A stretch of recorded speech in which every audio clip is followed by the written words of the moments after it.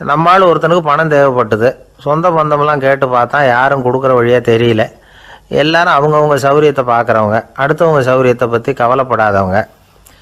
இவன் எல்லாரையும் கேட்டு பார்த்துட்டு சோர்ந்து போய் உக்காந்துட்டான். அந்த நேரம் தான் கொடையாளிப்பட்டியை பற்றி கேள்விப்பட்டான்.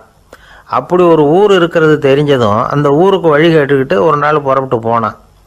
வயல்காட்டு வழியாக போக வேண்டியிருந்தது. மெதுவாக நடந்து ஊர் எல்லைக்கு வந்துட்டான். 2 பக்கமும் விவசாய வேலைகள் மும்முரமாக நடந்துக்கிட்டு இருக்குது. ஏர் உழுதுகிட்டு இருக்கிறாங்க. அப்போ அங்கே ஒரு ஆளை பாம்பு கடிச்சுட்டுது. பக்கத்தில் வேலை செஞ்சுக்கிட்டு இருந்தவங்க ஓடி வந்தாங்க. அவசரமாக செய்ய வேண்டிய முதல் உதவியெல்லாம் செஞ்சு பார்த்தாங்க. பலன் இல்லை. அந்த ஆள் செத்து போட்டான். அவன் செத்து விட்டான்னு தெரிஞ்சதும் அவனை தூக்கி வரப்பு மேலே போட்டுட்டு எல்லாரும் அவங்கவுங்க வேலையை கவனிக்க ஆரம்பிச்சிட்டாங்க. அங்கே ஒரு ஆள் இவனை பார்த்து சொன்னான், ஐயா, நீங்கள் போகிற வழியில் இவன் சொந்தக்காரன் இவனுக்கு சோறு கொண்டுகிட்டு வருவான். இவன் இங்கே செத்துட்டான்னு அவங்ககிட்ட சொல்லிவிடுங்க அப்படின்னா. இவனுக்கு ரொம்ப ஆச்சரியம். என்னடா இது, பாம்பு கடிச்சுட்டுதுன்னதும் பதறி அடிச்சுக்கிட்டு ஓடி வந்தாங்க, செத்துட்டான்னதும் பேசாமல் தூக்கி போட்டுட்டு போயிட்டாங்க அப்படின்னு நினச்சிக்கிட்டே நடந்து போகிறான். எதிரில் சோறு கொண்டுக்கிட்டு ஒரு ஆள் வந்தான். இவன் விவரத்தை சொன்னான். அங்கே அவங்க சொந்தக்காரன் பாம்பு கடிச்சு செத்து போட்டான் அப்படின்னா. அவன் கொஞ்ச நேரம் அமைதியாக நின்னான். அதுக்கப்புறமா அங்கேயே வரப்பில் உட்காந்து கொண்டுகிட்டு வந்த சோத்தை தானே சாப்பிட்டு முடித்தான். பேசாமல் எழுந்திரிச்சு திரும்பி போயிட்டான். கொஞ்சம் கூட பதறல, அழலை.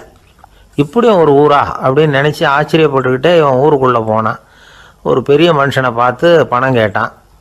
அவரும் இவனோட பேரையும் ஊரையும் மட்டும் விசாரிச்சுக்கிட்டு தேவையான பணத்தை கொடுத்துட்டார். பணத்தை வாங்கிட்ட பிறகு தன்னுடைய மனசை அரிச்சிக்கிட்டு இருந்த அந்த விஷயத்தை பற்றி கேட்டான். ஐயா, வழியில் ஒருத்தன் செத்துட்டான், அவனை அப்படியே தூக்கி வரப்பில் போட்டுட்டு எல்லாரும் வயல்வெளி வேலைகளை பார்த்துக்கிட்டு இருக்கிறாங்களே அப்படின்னா. இதுக்கு அந்த பெரியவர் சொன்னார், ஆமாம், அப்படி தான் செய்வோம். வேலை முடிஞ்சு வீட்டுக்கு திரும்புகிறப்போ அவனை தூக்கிட்டு வந்து அடக்கம் பண்ணிடுவோம் அப்படின்னார். ரொம்ப ஆச்சரியமாக இருக்கே அப்படின்னா. ஏன் உங்கள் ஊரில் யாராவது செத்துட்டா என்ன பண்ணுவீங்க அப்படின்னு கேட்டார். என்ன இப்படி கேட்குறீங்க, எங்கள் ஊரில் எல்லாம் பணத்தை தூக்க விட மாட்டாங்க, ஒப்பாரி வைப்பாங்க, கட்டி புரண்டு அழுது புலம்பி தீர்த்துருவாங்க அப்படின்னா. இவன் பெரியவர் பார்த்தார். அவங்ககிட்ட கொடுத்த பணத்தை லபக்குன்னு பறிச்சுக்கிட்டார். திருப்பி வாங்கிட்டார். இவன் பதறி போய் நிற்கிறான். அவர் சொன்னார், பணத்தையே விட மாட்டேன்னு கட்டுப்பிடிச்சி அழுதா நான் கொடுத்த பணத்தை மட்டும் எப்படி திருப்பி கொடுக்க போகிறேன், போயிட்டு வா அப்படின்னு விரட்டி விட்டாராம். இந்த கதையை நண்பர் ஒருத்தர் சொன்னார். கதை வேடிக்கையாக தெரிஞ்சால் கூட இதில் கருத்து உண்டு.